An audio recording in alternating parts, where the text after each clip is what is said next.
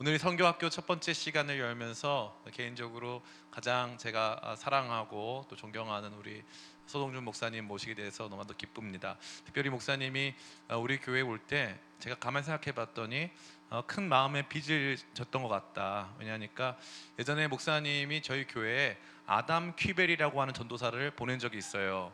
그때 아담 퀴벨을 보낸 사람이기 때문에 저희 교회에 큰 어떤 빚이 있다라는 저는 개인적으로 생각을 했습니다. 우리 교회에서 아담이 먹은 김치와 아담이 머물면서 우리 교회에서 끼쳤던 어떤 냄새 등은 정말 잊을 수가 없는데요. 그래서 우리 서동준 박사님 나오실 때 우리 선교학교를 시작한다는 마음으로 주님께 감사드리고 또 오시는 우리 목사님 우리 환영하면서 우리 같이 박수로 맞이하도록 하겠습니다.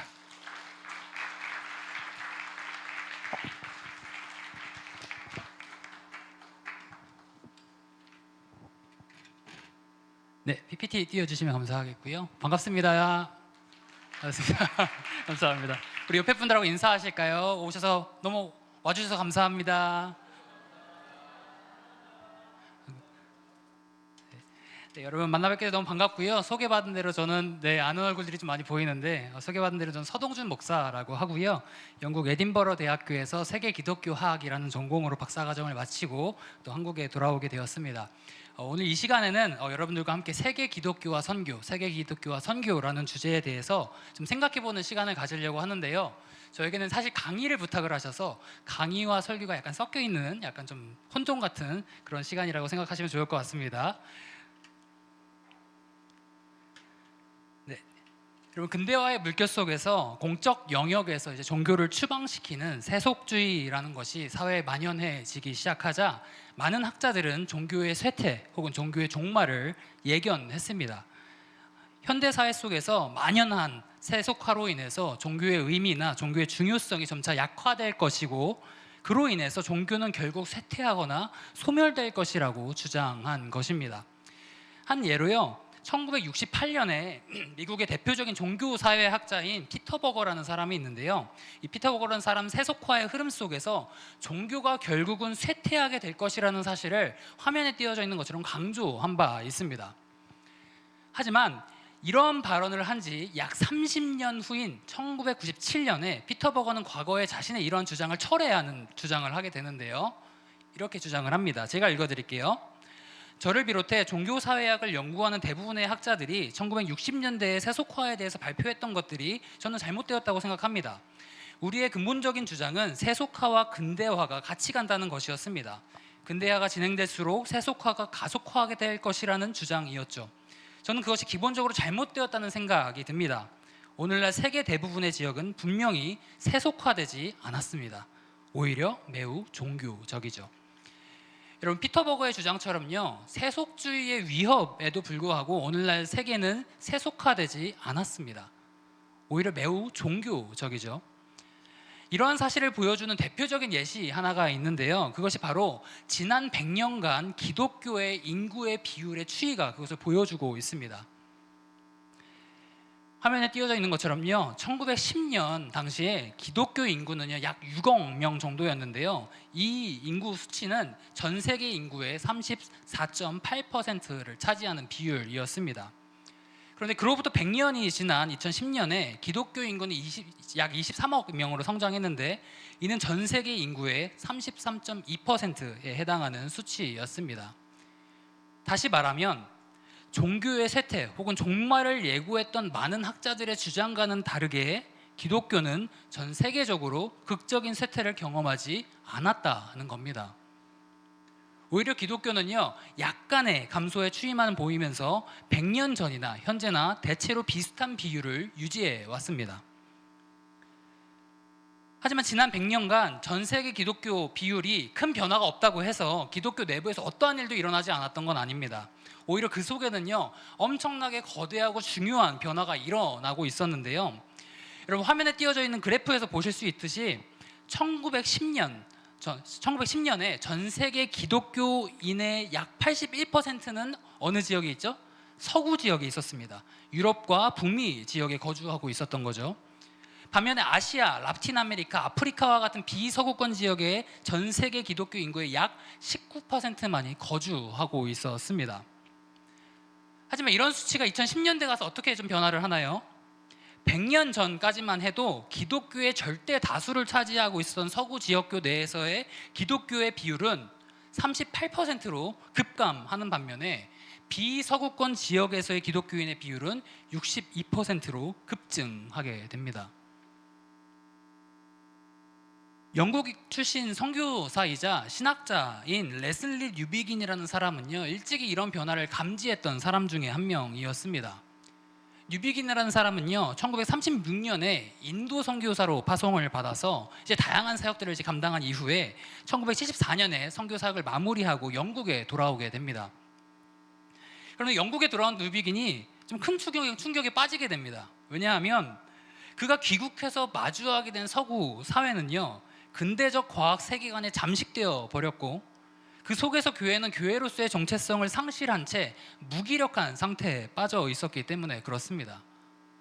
즉 기독교 국가임을 자부했었던 영국을 비롯한 서구 세계가 그 어느 지역들보다 선교 사역이 필요한 선교지가 되어버렸음을 발견한 겁니다. 그리고 이런 상황 속에서 뉴비긴은요, 당시로서는 상당히 파격적인 주장을 하게 되는데요, 이렇게 주장을 합니다. 우리 좀 길지만 같이 한번 읽어보도록 하겠습니다. 같이 읽어보겠습니다. 시작. 아시아, 아프리카,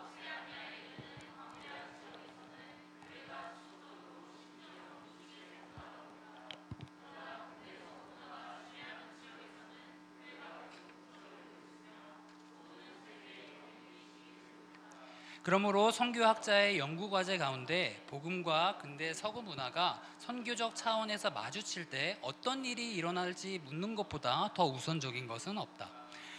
여러분, 비서구권에서 기독교가 눈부신 성장을 경험하고 있는 동안 기독교 세계, 크리스텐덤임을 내세웠던 서구 세계는 그 어느 것보다 복음을 배격하는 사회가 되어버렸음을 뉴비긴은 발견했습니다. 그리고 이런 현실 앞에서 뉴비긴은 이제 서구 세계를 선교적으로 접근해야 된다, 선교적 차원에서 접근해야 된다고 주장했습니다. 서구 세계는 기독교의 중심지이며 서구 세계야말로 세계 선교의 주역이라는 생각이 만연해 있던 당시에 이러한 주장은 상당히 파격적인 주장이었습니다. 하지만 뉴비긴은요, 타문화권 선교지에서 사역하는 선교사들이 그러하는 것처럼 서구 세계를 둘러싸고 있는 문화를 복음의 빛 안에서 면밀하게 관찰하고 이에 따라 복음을 전하기 위한 태도와 방식을 설정해 나가는 선교적인 접근이 서구 기독교에도 필요하다고 확신했습니다. 그런 이런 확신 위에서 중요한 선교학적 논의를 좀 진행해 나가는데, 그것이 바로 여러분들이 아실 수 있지만 선교적 교회론이라는 것이 그곳에서 출발하게 됩니다. 미셔널 처치라는 개념이 거기서 출발하게 됩니다. 즉 선교지와 같이 자칫 되어버린 서구 사회에 대한 하나의 반응으로 선교적 교회론이라는 학술적인 개념을 발전시킨 것이죠. 그럼 뉴비긴뿐만 아니고요, 이후에 많은 이들이 기독교 안에서 일어나고 있는 이와 같이 놀라운 변화에 주목했습니다. 그 중에 또 다른 한 명이 미국의 저명한 이제 역사학자인 마크놀이라는 사람인데요. 마크놀은요, 서구권의 기독교가 쇠퇴하는 반면에 비서구권에 있는 기독교가 놀랍게 성장하고 있는 상황을 지금 화면에 띄어져 있는 것처럼 생동감 있게 설명합니다. 우리 첫 번째 한번 읽어주시고요. 첫 번째 항목에 있는 거 한번 읽어주시겠어요? 같이 읽어보겠습니다. 시작.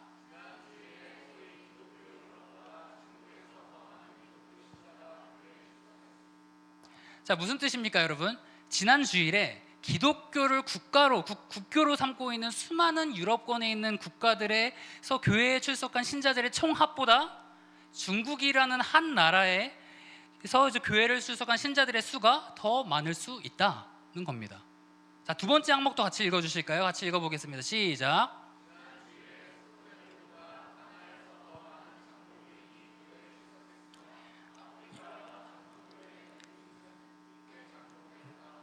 네, 두 번째 항목은 장로교인인 우리들에겐 더 충격적이죠. 여러분, 장로교의 발원지, 장로교의 시작지가 어딘지 아십니까? 제가 공부했던 스코틀랜드가 장로교가 시작된 곳인데요, 장로교의 발원지이자 장로교를 현재도 국교로 삼고 있는 스코틀랜드보다 어느 나라? 아프리카 가나에서 더 많은 장로교인이 교회에 출석했다는 겁니다. 그리고 아프리카 연합 장로교회라는 단일 장로교단의 교인 수가 미국 전체 장로교인의 수보다 많다고 합니다. 자, 마지막으로 우리 세 번째도 같이 한번 읽어볼게요. 세 번째 같이 읽어보겠습니다. 시작. 지난 주일에 한국 여의도 순복음교회에 출석한 사람들은 북미주 개혁교회나 복음주의 연합교회, 미국 장로교 같은 미국 주요 교단에 속한 모든 교회에 참석한 사람보다 많았다. 여러분, 무슨 뜻입니까? 우리가 친숙한 이름이 나왔죠. 한국의 여의도 순복음교회, 즉 단일교회에 출석한 교인들의 수가 미국의 주요한 교단들에 속한 모든 출석 교인들의 총합보다 많다는 겁니다. 충격적이지 않습니까? 여러분, 이런 설명들이 좀 보여주고 있는 바가 무엇입니까? 서구권의 기독교가 쇠퇴하는 가운데 비서구권의 지역의 기독교는 놀랍게 성장해 왔다는 겁니다. 이러한 점에서 넥스트 크리스텐덤이라는 책을 저술한 필립 젠킨스라는 학자가 있는데요. 이 학자는요, 이와 같이 비서구권에서 기독교가 놀랍게 성장하는 이 현상에 주목하면서 오늘날의 크리스천을 대변할 수 있는 전형적인 인물은 유럽이나 북미 지역이 아니라 아프리카, 나이지리아 혹은 브라질에 살고 있는 여성일 것이다 라고 주장합니다. 즉 아프리카, 나이지리아 혹은 브라질에 살고 있는 여성의 그 얼굴이 오늘날 전 세계에 있는 크리스찬들의 얼굴을 대표하는 얼굴이라는 겁니다. 여러분, 요약하면요, 지난 100년간 기독교 인구 비율은요, 전 세계 인구 대비해서 한 약 35% 정도로 유지되어 왔습니다. 겉으로 보기에는 큰 변화가 없어 보이는 거죠. 35%로 계속 유지되어 왔으니까. 하지만 그 안에서는 사실 기독교는 정말 너무나도 역동적이고 너무나도 거대한 변화를 마주하고 있었는데요. 그 변화가 무엇입니까? 그 변화는 100년 전까지만 해도 기독교의 중심지라고 할 수 있었던 서구 기독과 쇠퇴를 경험한 반면에 기독교의 불모지라고 여겨졌던 비서구권 지역에서 기독교가 놀라운 속도로 성장하게 되었다는 사실입니다. 많은 학자들은요, 이러한 시대적인 변화를 놓고 이제 세계 기독교의 시대가 도래했다 이렇게 얘기합니다. 세계 기독교의 시대가 도래했다. 즉 기독교가 더는 서구에 국한되어 있는 것이 아니라 비서구권을 중심으로 전 세계적으로 발전하는, 말 그대로 세계 기독교의 시대가 도래했다는 것입니다. 그러면 이와 같은 이제 세계 기독교 시대가 도래하게 된 신학적인 원인 혹은 시대적인 배경은 무엇일까요? 많은 학자들은 그 원인 혹은 그 배경으로 기독교 복음의 번역 가능성이라는 개념을 제시합니다. 이제 영어로는 translatability, 이름도 되게 어렵죠. 이런 개념을 제시하는데요. 기독교 복음의 번역 가능성, 즉 기독교 복음이 다른 문화권에서 다른 언어로 번역될 수 있다는 개념입니다. 여러분, 이슬람과 기독교의 공통점 혹은 차이점을 좀 비교해 보신 적 있으십니까? 우리 가장 먼저 공통점을 한번 생각해 보려고 합니다. 여러분, 이슬람과 기독교의 공통점이 뭘까요? 뭐 들린 것 같은데, 그러니까 세계 종교라는 공통점이 있죠. 수많은 신자들이 믿고 있다라는 세계 종교라는 공통점이 있을 것 같고요. 또 다른 공통점이 뭐가 있을까요? 또 다른 공통점은 이슬람과 기독교 모두 아브라함을 중요한 믿음의 조상으로 인식한다는 점에서 공통점이 있습니다. 자, 또 다른 공통점이 하나 있어요. 그건 뭐냐면 둘 다 경전이 있다는 겁니다. 그렇죠? 이슬람에겐 꾸란이 있고 기독교에겐 성경이 있죠. 그리고 두 종교 모두 자신들이 갖고 있는 경전의 절대적인 권위를 인정하고 있습니다. 자, 그러면 공통점이 이렇다면 차이점은 뭘까요? 기독교와 이슬람의 차이. 가장 먼저 여러 신학적인, 교리적인 좀 차이점들을 얘기할 수 있습니다. 기독교가 지니고 있는 삼위일체 교리 혹은 타락의 교리와 같은 중요한 핵심적인 교리들이 이슬람에는 존재하지 않습니다. 그런가 한 반면에 또 다른 차이점이 있는데, 이걸 지금 제 시간에 강조하려고 하는데요. 이슬람과 달리 기독교는 중심 문화나 중심 언어가 존재하지 않습니다. 자, 이슬람은 어떤 문화와 어떤 언어가 제일 중요하죠? 아랍 문화와 아랍 언어가 중요한 종교입니다. 이슬람의 예배를 비롯한 종교 의식들의 중심에는 언제나 메카가 존재합니다. 메카. 모든 이슬람 교인들은 사우디아라비아에 위치한 이 메카를 향해 기도해야만 합니다. 즉 이슬람은 기본적으로 아랍 문화권을 그 중심에 두고 있는 종교라는 거예요. 자, 그뿐이 아니죠. 이슬람 교인들은요, 자신들의 경전인 꾸란이 쓰여진 아랍어를 신성한 언어라고 생각합니다. 신성한 언어. 따라서 비록 다른 언어로 번역되어 있는 꾸란들이 존재하긴 하지만 정통 이슬람 교인이라면 반드시 꾸란을 아랍어로 읽어야만 합니다. 즉 원칙적으로 꾸란은 번역될 수가 없는 겁니다. 하지만 기독교는 어떻습니까, 여러분? 기독교는 이슬람과 대조적으로 기독교에는 중심된 문화나 언어가 없습니다. 우리가 이스라엘을 비롯한 유대 문화를 기독교가 역사적으로 시작되어 있는 문화로 존중하지만 기독교인들은 모슬렘들과 달리 예루살렘을 향해 기도하십니까? 안 하시죠? 네, 하지 않죠. 우린 유대 문화를 신성화하지 않습니다. 자, 유대 언어인 히브리어는 어떻습니까? 히브리어를 우리가 구약 성경이 쓰여진 원어로 존중하지만 우리가 그 언어가 더욱 거룩하고 신성한 언어라고 우린 믿지 않습니다. 신약 성경에 쓰여진 헬라어 역시 마찬가지죠. 즉 기독교는요, 복음과 성경이 얼마든지 다른 문화권의 다른 언어로 번역될 수 있음을 받아들인다는 점에서 이슬람과 근본적으로 구별된다고 볼 수 있습니다. 여러분, 사도행전에서 안디옥 교회가 이방인을 대상으로 선교한 사건 기억하십니까? 우리 아까 본문 읽었는데요. 이 사건은요, 복음과 성경이 얼마든지 다른 문화권에서 다른 언어로 번역될 수 있음을 보여주었던 아주 중요한 사건입니다. 우리 본문 다시 한번 같이 읽어보도록 하겠습니다. 같이 한번 읽어보겠습니다. 시작. 그 중에 구브로와 구레네 몇 사람이 안디옥에 이르러 헬라인에게도 말하여 주 예수를 전파하니 주의 손이 그들과 함께 하심에 수많은 사람들이 믿고 주께 돌아오더라. 여러분, 우리는 이 본문에서요, 주 예수라는 표현에 집중해 보아야 합니다. 여러분, 일반적으로 예수 그리스도를 구약부터 계속 이제 성경을 읽어온 유대인들은 뭘로 받아들였죠? 메시아로 받아들였습니다. 그죠? 유대 문화 속에서는 메시아라는 개념이 있기 때문에 유대인들에게 예수님이 메시아라고 하면 이제 막 이해가 되는 겁니다. 바로. 유대 기독교인들에게 메시아라는 개념은 무척 친숙한 개념이었습니다. 하지만 헬라인들에겐 그렇지 않았죠. 그렇죠? 이처럼 메시아에 대한 개념이 익숙하지 않았던 헬라인들에게 안디옥 교회 성도들이 예수님을 소개하는 개념으로 사용한 개념이 뭡니까? 주, 큐리어스라는 단어입니다. 즉 큐리어스라는 그 주라는 개념을 강조하면서 이 분이 바로 예수님이야라고 설명하기 위해서 큐리어스를 사용했다는 겁니다. 당시 헬라인들은요, 유대인들이 갖고 있었던 메시아라는 개념, 그런 이해가 없었지만 당시 절대적인 권력을 가지고 있었던 로마 제국 황제를 지칭하고 있던 퀴리오스에 대한 개념은 갖고 있었습니다. 그리고 안디옥 교회 성도들은요, 이러한 헬라인들이 이미 가지고 있었던 퀴리오스라는 개념을 사용하여서 로마 황제가 퀴리오스가 아니라 예수 그리스도가 진정한 퀴리오스, 주님 되신다는 사실을 전했습니다. 이처럼 유대 문화권, 유대 언어에서 시작된 기독교의 복음이 헬라 문화권, 헬라 언어로 번역될 수 있다면 기독교 복음이 그 외에 다른 언어, 다른 문화로도 번역될 수 있다고 믿는 것이 바로 복음의 번역 가능성이라는 신학 개념입니다.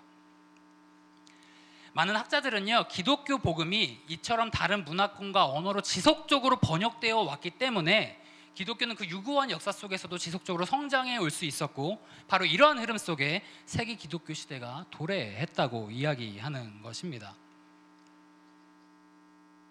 여러분, 그렇다면 이와 같은 세계 기독교의 시대의 도래가 선교와 어떤 관련이 있을까요? 선교와 우리가 앞서 살펴본 세계 기독교 안에서 일어나고 있는 그 여러 변화들이 선교에 있어서 중요한 이유가 무엇일까요? 그 이유는요, 이러한 변화들이 전 세계에서 일어나고 있는 선교 운동과 선교의 패러다임에 영향을 주기 때문에 그렇습니다. 여러분, 앞에 강의에서 1910년 전 세계 기독교 인구의 대다수 81%가량이 어느 지역에 있다고 얘기했죠? 서구 지역에 있다고 얘기했습니다. 즉 유럽과 북미 지역이라고 얘기했습니다. 만일 1910년 세계 기독교 인구의 상황이 그러했다면 당시 선교 운동의 상황은 또 어땠을까요? 당시 선교사를 가장 많이 파송하는 지역은 어디였을까요? 추측해보면 당연하게 서구 지역이었겠죠. 자, 실제로요, 1910년 당시에 전 세계 선교사 수는 6만 2천 명 정도 됐다고 하는데요. 그 가운데 약 97%가량이 서구권, 곧 유럽과 북미 지역 선교사였습니다. 반면에 비서구권 지역 선교사 몇 퍼센트죠? 3%였습니다. 더욱이 당시에 전 세계 그 선교사들의 약 95%가 어디를 향해서 파송이 되었냐면 아시아, 라틴 아메리카, 그리고 아프리카를 비롯한 비서구권 지역에 파송되었다고 합니다. 자, 여기서 우리는요 1910년 당시 선교가 가지고 있었던 주요한 패러다임 하나를 발견할 수 있습니다. 그것은 바로 From West to East 라고 요약될 수 있는 그런 흐름입니다. 여기서 이스트는 동양을 의미하지만요, 더 폭넓게 비서구권 지역, 비서구권이라는 지역을 지칭한다고 생각하시면 좋을 것 같아요. 자, From West to East. 자, 무슨 말입니까? 1910년에 선교사를 보내고 선교 물자를 전달하는 핵심 주체가 어디라는 얘기입니까? 서구 기독교라는 얘기입니다. 반면에 그런 선교사와 선교 물자를 받는 주요한 대상은 어디였습니까? 비서구권 지역이었습니다. 즉 20세기 초에 선교는요 서구에서 비서구권으로 향해 가는 흐름, 즉 From West to East라는 패러다임 안에서 설명이 되어졌다는 것입니다. 그런데 이러한 패러다임에 너무 큰 변화가 생겼습니다. 지난 100년간 비서구권 기독교가 놀랍게 성장하면서 선교의 또 다른 중심지로 비서구권 기독교가 등장했기 때문에 그렇습니다. 1910년에 6만 2천 명 정도였던 전 세계 선교사 숫자는 100년이 지난 이후에는 40만 명 정도로 성장하게 되는데, 그 40만 명 정도 중에서 약 33%가 비서구권 출신이었다고 합니다. 100년 전까지만 해도 3%밖에 안 됐던 수치가 100년 뒤에 그 11배에 해당하는 33%로 성장했다는 겁니다. 서구 지역은 여전히 100년 뒤에도 선교사를 많이 파송하고 있었지만 1910년과 비교했을 때 그 비율은 97%에서 67%로 급감하게 되었습니다. 즉 세계 선교 운동의 전통적인 주역이었던 서구 기독교의 역할이 축소가 되고요, 비서구권 지역의 기독교의 역할이 증대가 되었다는 겁니다. 여러분, 이와 같이 비서구권 선교 운동의 성장을 보여준 대표적인 예시가 어딘지 혹시 아세요? 한국이에요. 한국. 네, 한국입니다. 자, 한국의 타문화권 선교 운동은요 짧은 시간에 너무나도 놀라운 성장을 경험했습니다. 한국 개신교회 타문화권 선교는 1913년도에 시작됐는데 한국의 장로교회가 3명의 선교사를 중국 산동 지방에 파송하게 되면서 시작이 됩니다. 이후에 이제 한국 개신교회의 타문화권 선교는요 1980년대에 이뤄서 너무 이게 놀라운 성장을 경험하게 되는데, 화면에 띄어진 이제 그래프에서 보실 수 있듯이 1979년에 한국 개신교회가 파송했던 선교사 숫자는요 93명이었습니다. 93명. 하지만 1980년대를 지나오면서 그 숫자가 급증하기 시작하면서 2017년에는요 1979년의 수치의 약 228배에 해당하는 21,220명의 개신교회의 파송 선교사가 있었다고 합니다. 그리고 1979년부터 2008년까지의 선교사 숫자의 증가율을 보니까 딱 한 번의 예외를 제외하고 매년 10%씩 증가했다고 합니다. 놀라운 성장 아닙니까? 선교사 숫자뿐만이 아니라 선교사를 파송한 대상되는 국가들의 숫자 혹은 또 선교 단체들의 숫자 역시 너무 놀라운 속도로 성장했습니다. 여러분, 이와 같은 성장은요 한국을 비롯한 비서구권 운동의 이러한 성장은 더 이상 세계 선교 운동이 서구를 중심으로 진행되지 않는다는 점을 보여주고 있습니다. 즉 비서구권 지역 기독교가 세계 선교 운동의 또 다른 중요한 주역으로 등장하기 시작하면서 1910년대에 만연했던 From West to East라는 선교의 공식이 더 이상 작동하지 않게 된 겁니다. 자, 그뿐이 아니라 전통적으로 선교사를 파송한 국가들이었던 서구 지역의 국가들이 선교사 숫자가 주는 것뿐만이 아니라 이제는 선교사를 받는 국가가 되었다는 사실이 아까 얘기 드렸던 From West to East라는 선교 패러다임이 작동하지 않았음을 보여주는 또 다른 예라고 할 수 있는데요. 자, 재미있는 그래프 하나 보여드릴게요.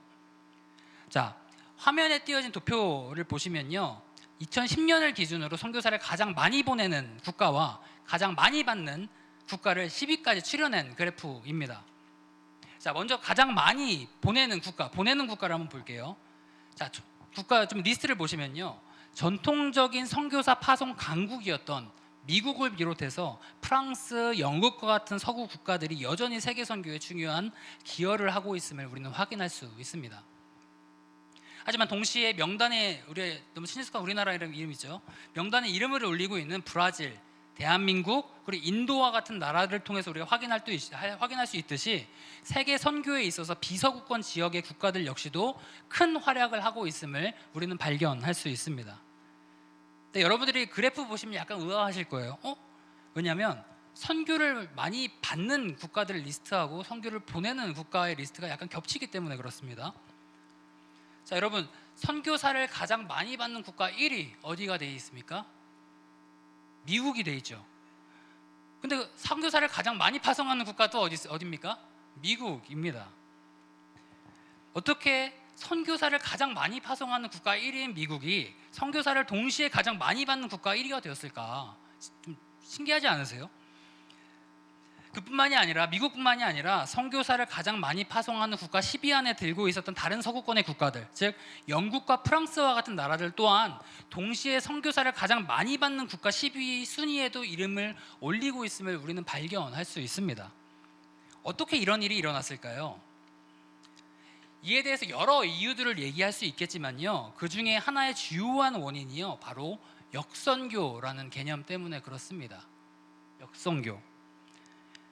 역선교는요, 화면에 띄어져 있는 것처럼 과거의 선교지였던 국가들이 시간이 지나서 자신들에게 선교사를 파송했던 나라들의 선교사를 역으로 보내는 현상을 나타내는 선교학 개념입니다.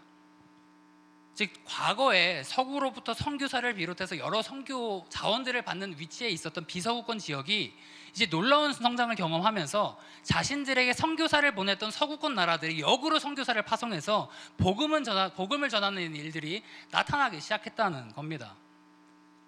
이러한 대표적인 예가 우리 기쁨의 교회에서 이제 협력하고 계신 양은직 선교사님 아시죠? 영국에서 사역하고 계신 양은직 나정희 선교사님과 같은 경우가 바로 이러한 역선교의 하나의 사례라고 볼 수 있습니다. 여러분, 이러한 사실이 우리에게 시사하는 바는 그럼 무엇일까요? 그것은요, 20세기 초의 선교의 패러다임, 그 서구 지역에서 비서구권으로 향해 가는 이 선교의 패러다임이 더 이상 유효하지가 않다는 겁니다. 그 이유는 우리가 지금까지 살펴봤던 것이 두 가지로 요약이 됐죠. 가장 먼저 과거에 절대적으로 많은 선교사들을 받는 위치에 있었던 비서구권 기독교가 놀랍게 성장해서 이제는 서구 지역 기독교와 함께 어깨를 나란히 하면서 세계 선교 운동의 중요한 축이 되었기 때문이 첫 번째 이유고요. 둘째로 과거 선교사 파송의 중심이 있었던 서구 기독교가 점진적으로 쇠퇴하게 되면서 이제는 비서구권 출신 선교사를 받는 위치에 서게 되었다라는 사실이 그것을 보여주고 있는 이유입니다. 이러한 사실들이 서구권에서 비서구권으로 향하는 이 선교의 흐름이 이제는 더 이상 유효하지 않고 이 안에 큰 변화가 생겼음을 보여주고 있다는 겁니다. 이러한 변화된 현실을 반영하면서요, 많은 선교학자들이 현대 선교의 패러다임을요 이렇게 얘기합니다. From everywhere to everywhere. 모든 곳에서 모든 곳으로 이렇게 새롭게 규정을 합니다. 즉, 이제는 선교가 특정 지역에서 일방적으로 진행이 되어서 다른 지역이 이를 수동적으로 받아들이는 형태가 아니라 이제 모든 세계에 있는 지역들이 동등하게 선교에 참여하고 동등하게 그 혜택을 받을 수 있게 되었다는 겁니다. 이처럼 세계 기독교 시대의 도래는요, From West to East로 대변되는 일방향적인 선교의 패러다임을 From everywhere to everywhere 이라고 요약되는 다방향적인 패러다임으로 전환을 시켰습니다. 여러분, 그러면 지금까지 살펴본 이러한 내용들이 우리에게 던지고 있는 메시지는 도대체 무엇일까요? 이와 같은 변화들이 오늘날 선교를 감당하고 있는 저와 여러분들 또 기쁨의 교회 가운데 가르쳐주고 있는 메시지는 무엇일까요? 가장 먼저 이 세계 기독교 시대의 도래와 그로 인한 선교 패러다임의 변화가 우리에게 가르쳐주는 교훈은요, 바로 겸손의 자세입니다. 따라해 주시겠어요? 겸손의 자세. 여러분, 하나님의 선교라는 개념에 대해서 들어보신 적이 있으실 것 같아요. 많은 분들이. 미시오 데이라는 개념인데요, 하나님의 선교라는 개념은요, 선교를 일으키시고 이끄시는 분이 하나님이심을 강조하는 신학적 개념입니다. 즉, 선교의 주체는 하나님이시고요, 모든 하나님의 백성들과 그의 교회들은 하나님께서 주체적으로 이끌어 가시는 그 선교의 역사에 동참하는 참여자라는 사실을 강조하는 것입니다. 자, 여기서 비교하셔야 돼요. 주체가 아니라 우리는 참여자라는 겁니다. 하나님은 이미 일하고 계셨고 우리는 거기에 참여하는 거라는 겁니다. 세계 기독교 시대의 도래와 그로 인한 선교의 패러다임의 변화는요, 이러한 사실, 곧 선교의 주체는 오직 하나님뿐이시며 그분의 백성인 우리들은 그 선교에 참여하는 참여자일 뿐임을 인정하는 겸손의 자세를 우리에게 요구하고 있습니다. 하지만 기독교의 선교 역사를 여러분 쭉 보다 보면요, 많은 기독교인들이 이러한 하나님의 선교의 개념과는 정반대로 행동해 왔음을 우리는 너무나도 쉽게 발견할 수 있습니다. 왜냐하면 많은 기독교인들이 지속적으로 선교의 역사의 중심에 하나님이 아니라 크리스찬인 자기 자신을 두곤 했기 때문에 그렇습니다. 여러분, 우리는 앞서서 1910년대에 서구 기독교가 세계 선교를 주도했다고 이야기한 바 있습니다. 1910년 전 세계 파송 선교사들의 약 97%가량이 서구 지역 출신이라고 얘기한 바 있습니다. 여러분, 이런 사실로 인해서요, 당시에 많은 서구 기독교인들은요, 야, 서구 기독교야말로 세계 선교의 중심이지, 서구 기독교야말로 세계 선교를 완성시킬 주인공들이지 라고 하는 자신감에 가득 차 있었습니다. 이러한 서구 기독교의 자신감을 보여주는 하나의 개념이 있는데요, 그것이 바로 White Man's Burden입니다. 백인의 책무라고 번역될 수 있는 개념입니다. 백인의 책무라고 번역될 수 있는 이 개념은요, 비서구권 지역에 복음을 전달해야 할 책무가 백인들에게 있다고 하는 20세기 초에 많은 서구 기독교인들이 갖고 있었던 개념이었습니다. 당시 많은 서구 기독교인들은요, 서구 기독교야말로 세계 기독교의 중심이자 선교의 주체라고 하는 자신감에 가득 차 있었습니다. 이러한 자신감을 보여주는 또 다른 사례가요, 1910년대에 영국 에딘버러, 제가 공부한 곳인데 영국 에딘버러에서 열린 세계 선교 대회에서 나왔습니다. 그런 자신감이 거기서도 보여졌는데요, 세계 선교 역사에 되게 중요한 분기점으로 평가받고 있는 1910년 에딘버러 세계 선교 대회는 세계 각지의 선교 지도자들이 이제 한 곳에 모여서 우리 선교 어떻게 할까 이런 논의를 했던 회의 자리였습니다. 이 회의 자리에 참석한 대부분의 사람들은 절대 다수가 서구 기독교인들이었는데, 이 대회가 갖고 있었던 모토가 뭐였냐면요, 이거였습니다. 밑에 있는 거, 이 세대 안에 세계복음화. 이 세대가 다 지나기 전에 우리는 세계복음화를 완수할 수 있어 라고 하는 자신감을 보여주고 있는 모토였던 겁니다. 그런데 이렇게 자신감이 뿜뿜했던 서구 기독교가 우리가 앞서 살펴봤던 것처럼 쇠퇴의 길로 들어서게 되었습니다. 그리고 그로 인해서 서구교회는 자연스럽게 선교적 영향력 역시 축소되게 되었습니다. 그럼 여기서 우리 질문해 봐야 합니다. 여러분, 서구 기독교의 선교적 영향력이 줄어들었으니 이제 기독교 선교는 실패했습니까? 실패했습니까? 안 했죠.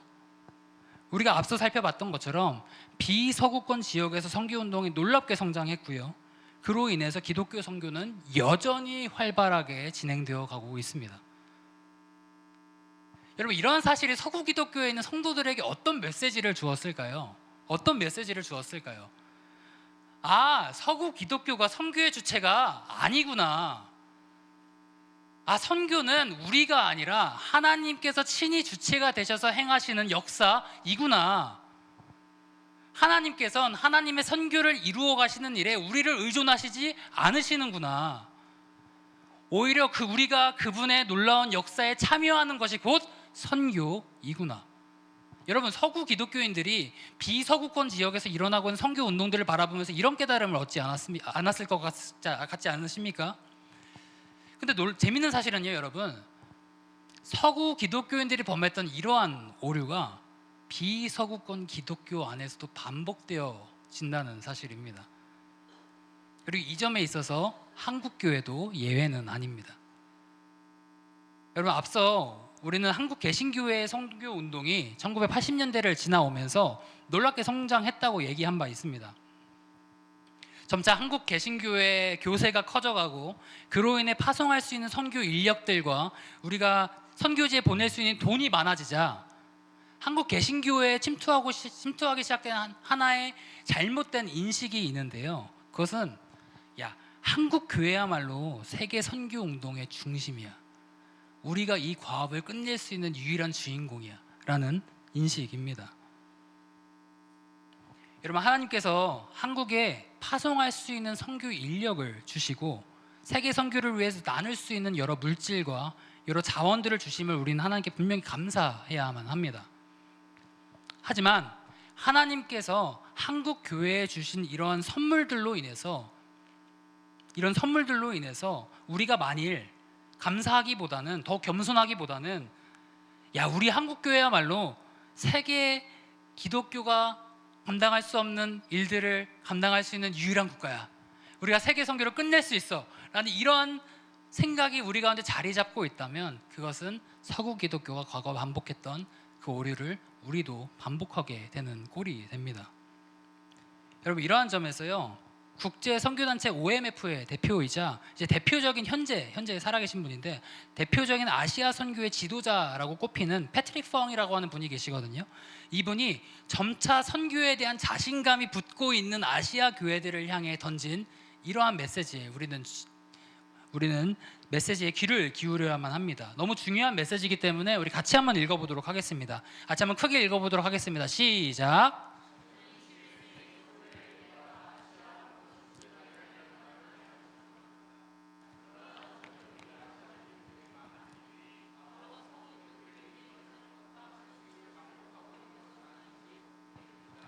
일종의 아시아적 승리주의가 저를 무척 긴장되도록 만듭니다.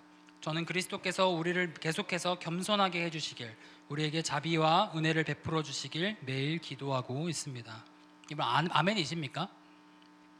여러분, 우리는요, 선교의 중심도 아니고요, 선교의 주체도 아닙니다. 너무 감사한 건 아까 선교 보고를 하셨던 분들의 공통적인 고백인 것 같아요. 그죠? 우린 갔는데 우리가 뭔가 하려고 갔는데 우리가 한 게 없었어. 그렇죠? 여러분, 선교는요, 하나님의 선교입니다. 하나님께서 중심이 되시고요, 하나님께서 주체가 되어 가셔서 이끌어 가시는 사역이 곧 선교입니다. 우리의 성공과 실패가 관련되지 않아요, 여러분. 그래서 그러니까 걱정 안 하셔도 돼요. 선교하실 때 우리의 성공, 우리의 실패와 상관없이 하나님은 당신의 선교를 어제도 이루셨고요, 오늘도 이루어가고 계시고요, 내일도 이루실 거예요. 아멘이세요? 우리는 선교의 주체가 아니라 하나님께서 주체가 되어서 일하고 계시는 선교의 역사에 참여하는 자라는 이런 겸손한 인식이 우리 가운데 새겨지길, 한국교회 가운데 더욱더 뿌리내릴 수 있길 간절히 축복합니다. 여러분, 그런가 하면 세계 기독교의 시대가, 그리고 그로 인한 선교 패러다임의 변화가 우리에게 가르쳐주고 있는 또 다른 교훈이 있는데요. 그것은 바로 동반자 선교의 필요성입니다. 따라해 주시겠어요? 동반자 선교의 필요성. 여러분, 우리가 선교는 하나님께서 주체가 되어서 행하시는 역사이고, 모든 하나님의 백성과 그의 교회들은 그러한 하나님의 역사에 참여하는 것임을 인정한다면 그에 동반되는 또 다른 중요한 사실이 하나 있는데요. 그게 뭐냐면 그러한 하나님의 선교의 역사에는 우리뿐만이 아니라 전 세계 수많은 그리스도인들이 이미 함께 참여하고 있다는 사실입니다. 즉, 우리의 선교는요, 마땅히 함께하는 선교, 동반자 선교여야만 합니다. 성경에는요, 이러한 동반자 선교의 많은 모델들이 등장을 합니다. 화면에서 보실 수 있듯이 예수님께서 제자들을 복음 전파를 위해 파송하실 때 되게 신기한 특징이 하나 나와요. 뭐냐면 예수님께서 항상 제자들을 파송하실 때 2명씩 묶어서 파송하셨습니다. 즉, 선교 사역에 있어서 파트너십이 얼마나 중요한가를 보여주신 사례라고 볼 수 있습니다. 또한 바울 서신은요, 사도 바울의 선교 사역을 위해서 얼마나 많은 사람들과 함께 동역했는지를 우리에게 분명히 보여주고 있습니다. 2010년도에 남아공 케이프타운이라는 지역에서 제3차 로잔 대회가 열렸습니다. 복음주의자들이 되게 중요한 선교 대회였는데요. 이게 이제 9월에 4월에 서울에서 열리는데 제3차 로잔 대회의 중요한 결과물이 하나 있는데 그게 뭐냐면 케이프타운 서약이라는 문서입니다. 이 문서에는요, 이 세상에 있는 모든 그리스도인들이 하나님의 선교에 함께 참여하도록 부르심을 받았다는 사실을 강조하면서 이런 내용을 이렇게 설명하고 있습니다. 우리 이것도 같이 한번 읽어보도록 하겠습니다. 같이 읽어보겠습니다. 시작. 그 어떤 종족 집단이나 국가나 대륙도 자신들이 지상명령을 완성하는 배타적 특권을 지녔다고 주장할 수 없다. 우리는 함께 세계 선교에 공헌할 공평한 기회를 받은 자로 서로를 인정하고 용납하도록 부름받았다. 하나님이 들어 쓰시는 사람들이라면 의심과 경쟁과 교만을 내어놓고 그들로부터 기꺼이 배우자. 여러분, 이러한 동반자 선교의 개념을 우리가 어떻게 적용할 수 있을까요? 다양한 적용을 얘기할 수 있겠지만요, 제가 오늘 이 자리 가운데 여러분들과 나누고 싶은 적용점은 뭐냐면 우리가 선교사를 파송한 국가나 단기 선교를 가는 국가에 있는 현지 교회와 현지 성도들과의 파트너십입니다. 여러분, 우리는요, 선교지에 있는 교회들과 또 선교지에 있는 거기에서 사역하는 사역자들과 그리스도인들과 동반자적인 관계를 맺어야만 합니다. 선교지에 있는 교회 또 성도님들과 동반자가 되는 되게 중요한 방식 중에 하나는 뭐냐면요, 그들로부터 배우려는 자세입니다. 그들로부터 배우려는 자세. 여러분, 이러한 점과 관련해서 되게 중요한 일화가 하나 있어요. 아까 제가 1910년도에 영국 에딘버러라는 데서 세계 선교국 대회가 열렸다고 말씀드린 바가 있는데요, 대다수의 참가자가 서구 기독교인이었던 그 자리에 정말 손에 꼽는 비서구권 지역 참가자들이 있었는데 그 중에 한 명이 이 사람이었습니다. 사무엘 아자리아라고 하는 이 인도 성공의 사제인데요, 아자리아는요, 이 대회에서 기독교 선교 역사에 되게 큰 족적을 남길 만한 발언을 하나 하게 됩니다. 그 발언에서 그는 서구 선교사들의 사역과 자신들, 인도인이니까 인도도 이제 선교사를 받았잖아요. 그 당시에 선교사를 받았으니까 선교사들이 인도에서 한 사역과 희생에 감사하면서도 그들이 인도의 선교사와 재정과 교육 등 많은 것을 우리에게 주었지만 우리에게 주지 않은 한 가지가 있습니다 라고 말합니다. 그것은 바로 우정이었습니다. 우정. 그는 이렇게 얘기합니다. 이것도 같이 한번 읽어볼게요. 같이 읽어보겠습니다. 시작. 앞으로 다가올 모든 세대에 걸쳐 인도교회는 감사하는 마음으로 서구 선교사들의 영웅적인 행동과 헌신적인 노고를 증언할 것입니다. 여러분들은 가난한 이들을 위해 물질을 제공하셨습니다. 여러분들은 여러분의 몸을 불사르게 내어주셨습니다. 하지만 우리는 또한 사랑을 여러분께 요청합니다. 우리의 친구가 되어주십시오. 여러분, 아자리아는요, 당시 서구 선교사들의 헌신을 높이 평가하면서도 그들의 선교 방식이 내재하고 있었던 하나의 중대한 문제점을 하나 지적했습니다. 그것은요, 선교지와 일방적이고 수직적인 관계 속에서 선교를 진행한다는 것이었습니다. 서구 선교사들이 선교지였던 인도에 교회와 학교와 병원과 여러 것들을 세우고 여러 것들을 주었고 많은 유익을 주었지만 이 모든 것들이 수직적이고 일방적인 구조 안에서 이루어졌다고 아자리아는 지적한 것입니다. 여러분, 선교지에 선교사를 파송하고 단기 선교팀을 파송하고 선교 헌금을 보내는 입장에서 빠지기 쉬운 오류 하나가 뭐냐면요, 선교지에 있는 교회와 성도들에게 우리가 일방적으로 영향을 끼쳐야만 한다는 착각입니다. 재정이든 인력이든 신학적 가르침이든 우리가 선교지에 있는 이들에게 무언가를 일방적으로 줘야만 한다고 착각하는 겁니다. 물론 우리가 가지고 있는 자원을 선교지에 있는 교회와 성도들에게 나누는 거 너무 귀한 일입니다. 앞으로 더욱 그랬으면 좋겠습니다. 하지만 그것이 전부라고 생각하는 건요, 너무 큰 오류입니다. 성경이 우리에게 분명히 가르쳐주고 있는 선교의 모습은요, 하나님께서 행하시는 선교에 전 세계에 있는 모든 하나님의 백성들이 함께 참여하는 모습입니다. 선교지에 있는 교회와 선교지에 있는 성도들은요, 단순히 선교의 대상이 아니라요, 하나님의 선교를 위해 우리가 함께 동역하고 있는 파트너들입니다. 선교지 교회와 성도들의 부족한 점을 우리가 가지고 있는 것들로 채우고 도와야만 하지만, 동시에 우리는 그들로부터 우리의 부족함을 돌아보고 그들의 모습을 통해 배울 수 있어야만 합니다. 성경이 우리에게 가르쳐주고 있는 선교의 방향은요, 바로 이와 같이 선교에 참여한 이들이 함께 돕고 서로를 통해 배우는 동반자적인 선교입니다. 아자리아 역시 이러한 점을 강조했던 겁니다. 우리 같이 한번 또 읽어볼까요? 같이 한번 읽어보겠습니다. 시작. 그리스도의 영광의 지극히 풍성함은 선교사를 파송한 나라와 선교지에 있는 성도들이 모두 함께 일하고 함께 예배하며 우리 주 그리스도의 완전한 형상을 함께 배워갈 때 비로소 가능합니다. 우리가 모든 성도와 더불어 그리스도의 사랑의 너비와 길이와 높이와 길이가 어떠함을 알아 그 지식에 넘치는 그리스도의 사랑을 알고 하나님의 모든 충만하신 것으로 충만하게 될 수 있는 것은 오직 두 인종 간의 영적 우정을 통해서만 가능합니다. 우리는 기꺼이 서로에게서 배우고 서로를 도울 준비가 되어 있어야만 합니다. 여러분, 우리가 선교지에 있는 성도들과 교회들로부터 배울 수 있는 가장 좋은 방법 중에 하나는요, 단기 선교에 참여하는 겁니다. 우리 아까 선교 보고 너무 잘해주셨는데, 단기 선교를 통해서 선교지에 있는 성도들을 직접 만나고 그들과 교류하면서 그들의 삶과 또 그들의 신앙을 통해서 우리가 배우는 겁니다. 아까 케냐, 또 네팔, 또 그 외에 다른 여러 선교팀들이 있다고 제가 들었습니다. 여러분, 여건이 되신다면 꼭 단기 선교에 참여하셔서요, 우리와는 다른 환경과 상황 속에서 하나님을 뜨겁게 사랑하고 그분의 복음을 전하기 위해서 많은 희생들을 감내하고 있는 선교지에 있는 성도님들을 통해서 많은 것을 배우실 수 있는 시간을 가지시길 간절히 축복합니다. 그런가 하면 선교지에 있는 성도님들과 교회를 통해서 배울 수 있는 또 다른 방식 중에 하나는 뭐가 있냐면요, 그 방식은요, 선교사님들을 통해서 선교지의 이야기를 듣는 겁니다. 선교사님들을 통해서. 기쁨의 교회는 매년 이제 모든 교인들이 중요하죠. 모든 교인들을 대상으로 오늘과 같은 선교 학교가 열린다고 들었어요. 그래서 많은 선교사님들을 통해서 이와 같은 배움을 이미 정기적으로 갖고 계시다고 들었습니다. 너무 잘하고 계시고요.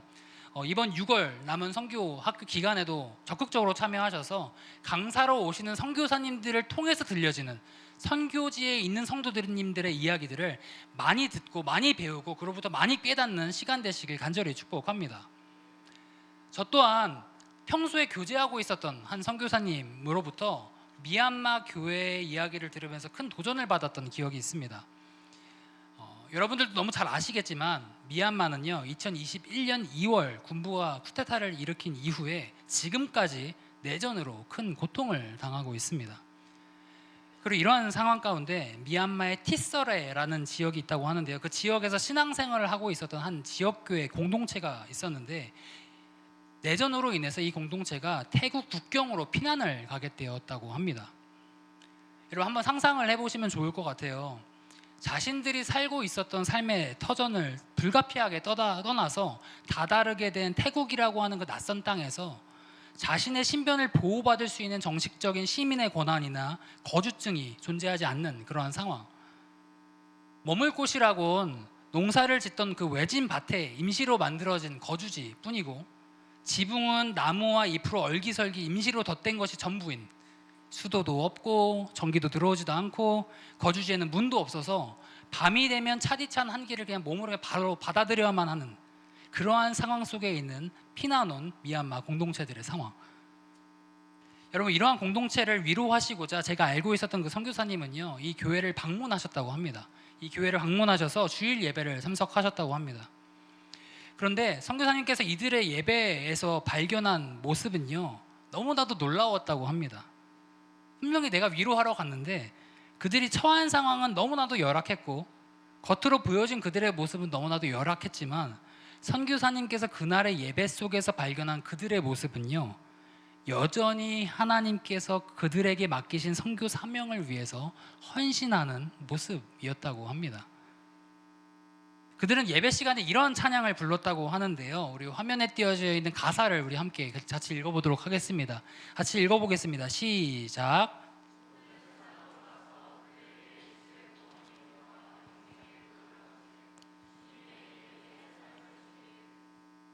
가끔 우리 가운데 환난과 시험이 다가오지만 하나님께 당신을 드리면 하나님께선 당신과 영원히 함께 하시네.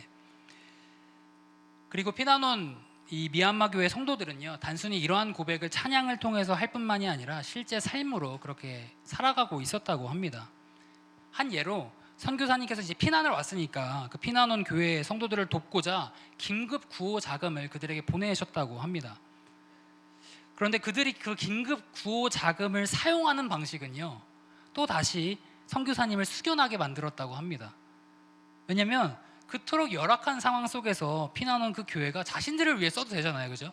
자신들을 위해 써도 되는데 그 자신들을 써도 자신들을 위해 충분히 써도 잘했어 이렇게 얘기할 수 있는 그 상황에서 그 구호 자금의 일부를 또 떼서 자신들보다 더 어려운 이웃들을 위해 그걸 사용했다고 합니다. 이러한 모습을 보면서요, 선교사님께서 이러한 말씀을 저에게 들려주셨습니다.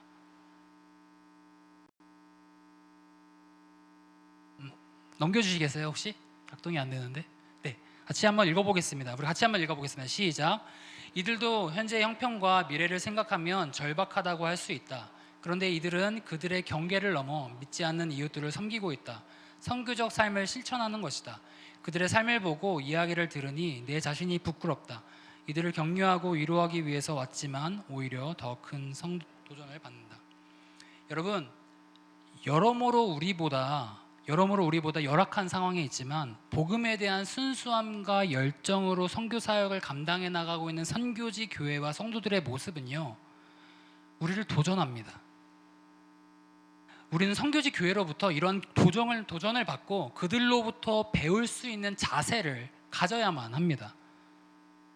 우리는 선교지 교회와 성도들이 그들의 삶을 통해서 보여주고 있는 우리의 부족한 점을 돌아보고 그것을 통해서 우리가 반성을 하고 우리가 나아가야 될 방향을 재정립해야만 합니다. 우리가 가지고 있는 것들로 그들의 필요를 채우는 것도 중요하지만 그들의 삶을 통해서 우리의 부족함을 돌아보는 자세 역시 우리에게 필요합니다. 이것이 바로 동반자 선교입니다. 세계 기독교 시대의 도래와 그로 인한 선교 패러다임의 변화는요, 우리를 이와 같은 동반자 선교로 초청하고 있습니다. 자, 마지막으로 세계 기독교 시대와 그로 인한 선교 패러다임의 변화가 우리에게 가져다주는 또 다른 교훈 중에 하나는 뭐냐면요, 그것은 우리에게 하나님이 광대하시다는 사실을 다시 한번 재상기시켜준다는 사실입니다.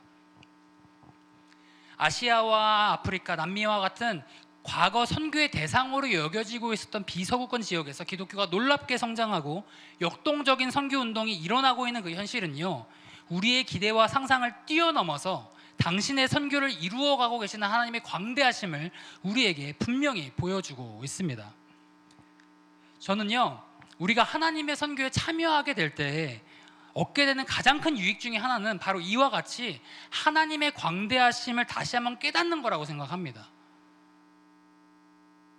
여러분, 저는 너무나도 쉽게 제가 처한 상황과 문제에 함몰되어 버리곤 합니다.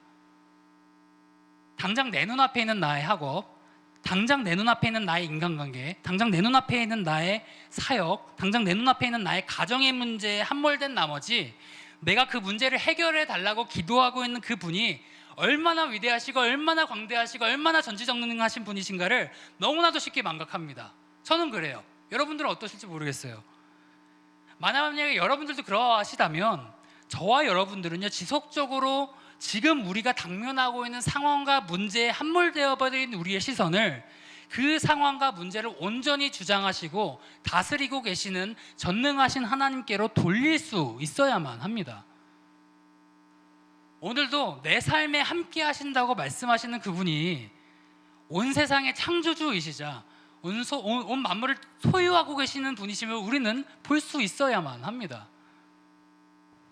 오늘도 나의 세밀한 기도 하나하나에 귀 기울이시는 그분께서 온 우주를 운행하시고 계시는 분이심을 우리는 볼 수 있어야만 합니다.